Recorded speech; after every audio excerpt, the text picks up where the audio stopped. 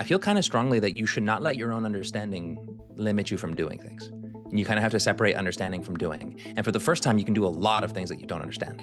And that doesn't mean that you should not do them because Right. you're going to be really limited in the future. I think we're all going to be able to do these things that we don't understand soon. And we need both AI to give us the tools to verify somehow. And we also need to get comfortable just admitting we don't know, and it's okay. If you're going to only do what you understand, you're going to be really slow soon, which is so weird. We are back with Nico Christie, who is a co-founder of Fundamental Research Labs and the creator of Shortcut, which is essentially Superhuman Excel. We just had him on last week, and he's already back to announce some very exciting results with the Microsoft Excel World Champion. So, Nico, welcome back to MTS. Thanks for having me. Yeah, it's super cool if you're like a little bit of a geek, but the Microsoft Excel World Championships is like a new-ish esport that has been growing and growing. And about a year ago, like I had mentioned, we had built Shortcut, which was the first agent that can do Excel work better than most humans. It created a big moment, and like a bunch of people started competing in the space, and we started growing and growing and like getting a lot better for a lot of reasons we can get into. But I felt, as of just recently, it was better than, or probably better in the right hands than the best human in the world. And like in this space, for some reason, it's kind of an objective thing. Like the best human is known. His name is Michael Jarman or Dim Early. So I had them both come out, and I flew out to San Diego with Michael and Dim. Michael serving as my main competitor in a head-to-head battle, official on the official Microsoft Excel World Championship cases. And we were judged live by Dim Early and with a live audience. And we competed on all 4 cases. It was quite nerve-wracking. And we actually just posted the full results to YouTube. But with Shortcut, I came away with the win in 3-1. So what does it actually mean to be like the world champion of Excel? Like what Yeah. what does does it the mean to be world champion of good Excel at do? Excel? Yes. Yeah, you wouldn't believe how good people are. So there's 2 different categories of competition. There's the Financial Modeling World Cup and the Microsoft Excel World Championship. These have consolidated into like the same organization, but the Financial Modeling World Cup is like very, very heavy finance work. Think like what people are doing in banking, what they're doing in private equity, and what they're doing in like M&A, for example. But you're building very detailed financial models over, like for example, one of our cases, case 3, was a 90-minute LBO model build out with a bolt-on acquisition scenario that you have to determine if you want to go for or not. You might spend a whole day at least building an LBO if you're in private equity. We had 90 minutes and it had to be done to the same standard. So these people are like an order of magnitude faster than most humans. And you feel that when you watch them. Like there's this cliche of like they don't touch the mouse on Excel. That's like how you know you're pretty good. These people like hardly breathe. They don't even read the instructions. Like they're pure cranking, like the most intense esports you've ever seen. There's also that's in the Financial Modeling World Cup, and there's like a series of easier to harder ones. There's also the Microsoft Excel World Championship, which is usually more of like a gamified contest of like a rapid fire, like go rebuild World of Warcraft in Excel. And it's just like you're really pushing the limits of like just competitive creativity within Excel because it's so open-ended. Interesting. Yeah, so Yeah, we competed on 3 Financial Modeling World Cup questions, and then 1 Microsoft Excel World Championship. And it was actually clear to me that like the same way AI fails in coding, it fails in Excel, which is like it will take the path of least resistance, but if you know how to use it, like you could get through that, especially with the frontier models now. So I had actually done a few practice cases before heading into there to like know what I was getting into, and I realized that with like adequate prompting and adequate verification loops, I could get a perfect score. And on all 4, I got a perfect score, but it came down to timing. But we are no longer bottlenecked on intelligence on Excel, really, and at least in this domain. As in, I didn't use the best model. I didn't use Fable. And Sol came out like the day after. So I didn't use Sol either. I used Opus 4.8 fast, and I still got 100%, but it was like 5 to 8 times faster than Fable. So it's like the right spot for competitive time-based contests that you still need accuracy on. Interesting. So is this like kind of decoupled from like being good at finance? Like how much is this just pure like financial knowledge versus like you actually have a fundamental understanding of like the functions within Excel and what they do and you're fast or whatever? Right. You actually have to know finance for the Yeah. Financial Modeling World Cup. And it's not a coincidence that like Dim was at BCG and then was at Deutsche Bank for like 10 years. Michael Jarman was at like an Excel specific modeling shop and then now private equity. Like you have to be a domain expert to even have a chance to compete. And then you have to be like an unbelievable competitive Excel user. Like for example, Excel now has Python in Excel, and there are like custom functions you can write. You can write let lambdas, and they are like essentially programming in Excel. Like that's how technical they are. I see. Interesting. So you mentioned video games. You're like Excel is like watching someone who's really, really good at esports. Do you think that there's anything that you've learned that could help you create an agent that's superhuman at video games? Like specifically very Yeah, sort of yeah. high dimensional open Mhm. world. Like, you know, you can already be superhuman at checkers or chess. Yeah, could you make But like a Right, Minecraft right. survival agent or something? yeah. Uh, well, yeah. I don't know if you guys remember, my company built the first Minecraft agents 2 years ago. But we Oh, started our did you mention that before? I might have, or I might not have. That's It was, crazy. and we built the first survival agent. You would play alongside it. It would follow you. It would try to survive the night, fight zombies, build itself like a shelter. We then put 1,000 of them together in a society. And yeah, I think it's the same like open-ended weird research we're doing that lend itself to both of those things, which is funny that you would ask.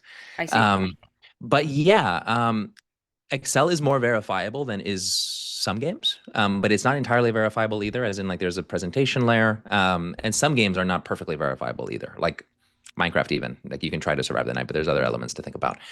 Um, yeah, there's a lot to it. And I think some of the other weird ones that will happen, independent of like our research, is when these models get significantly faster, like an order of magnitude faster, so many new things are going to be able to be possible. Like a year ago, I had heard that Cerebras was going to come online and we were going to be able to get to the frontier OpenAI models at like 10 to 20 times faster.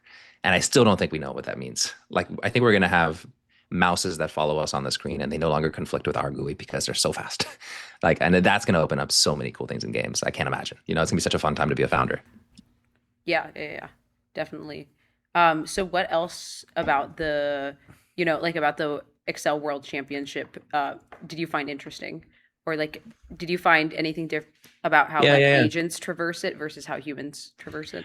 To me, I thought the most noteworthy thing is humans are still like verification bottlenecked. And this is going to Mm, be a weird thing for us to just think about in the future is that like, I feel kind of strongly that you should not let your own understanding limit you from doing things. And you kind of have to separate understanding from doing. And for the first time, you can do a lot of things that you don't understand. And that doesn't mean that you should not do them because right. you're going to be really limited in the future. So I was doing all of this unbelievably fast Excel work. And like, I know Excel, but I hadn't built a LBO professionally. And I actually didn't have the time nor the technical ability to assess whether I was right or wrong. But what I had was a mastery of AI and knowing that if I summoned enough independent adversarial review subagents of both Soul and Fable or whatever, Hmm. that there was very little chance of me being wrong if they all converged on some kind of truth. Um, Hmm. and I think we're all going to be able to do these things that we don't understand soon. And we need both AI to give us the tools to verify somehow. And we also need to get comfortable just admitting we don't know and it's okay. Like if you're going to only undo what you understand, you're going to be really slow soon, which is so weird. What do you think are like the first like things that people don't understand that they're like already I feel like there's a ton of non-technical people that are coding and Yeah, that's yeah. just like commonplace now. But what's like the next step to that? Like what are we gonna not understand and then still like begin to all do very heavily? Well, yeah, it's I mean, I imagine like in the coding equivalent, we don't, I don't look at the code, right? Like I check, does it pass tests? Does it introduce bugs? Do the logs look healthy afterwards? When I use the product, does it feel right? I assume the next level will be like, I no longer need it to be my proposed solution. There will be problems that manifest themselves to agents, and I will trust them to have a clever idea for how to resolve it and for them to self-verify their progress or not. And I will live at like the CPO level that has product managers, but I won't be the product manager level anymore. And I think in Yeah. Excel, it'd be the same thing. Like, for example, I won't build out my quarterly operating model. Like, I will have it build it out and I won't even update earnings. Like, when earnings come out, I won't have to move from estimates to actuals. I'll let it do it. And then I will let it flag me like, hey, listen, our holdings are really sus here. Like, we had an idea that estimates were going to be here, actuals are here, and we should do something. Your call. But like that is at least one or two levels beyond where we are now. And it's the equivalent, I think, to where we go in code, except for code is really built for it. Like I'm sure you guys like sometimes go to sleep and like you're running agents in the cloud. Like Hmm. you can't do that. Can't do that in Excel. Excel does not run headlessly. Um, and I think it's going to be a fascinating time for Microsoft Excel. as in their whole thing is a religious commitment to backwards compatibility. And that has made like every version of Excel work on every computer. It cost them a little bit in the era of like high performance internet, because then Google Sheets came out and they couldn't do it. But AI is way scarier than that. And unless you can do some big bets to make AI run headlessly, I think Excel will have its first real challenge in like 40 plus years. So what kinds of things can like standard sort of LLM agents like ChatGPT or Claude in Excel not do?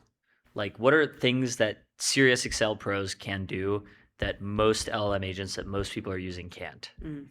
So there's two categories of things. One, things it can't do because it's not intelligent enough, and there's very few. And then there's a category of things that it cannot do because there are structural reasons that it just is unable to. For the first category, what we see is that like dozen plus tab financial models of hundreds of thousands of cells, aka thousands and thousands of rows across dozens of columns, which is very realistic for finance. Like you will see this all the time. Things that take humans like 10 to 40 or 50 hours to build, the models cannot one-shot them. And like our agent gets you to about 85% of the way there. Claude for Excel will get you to like 65.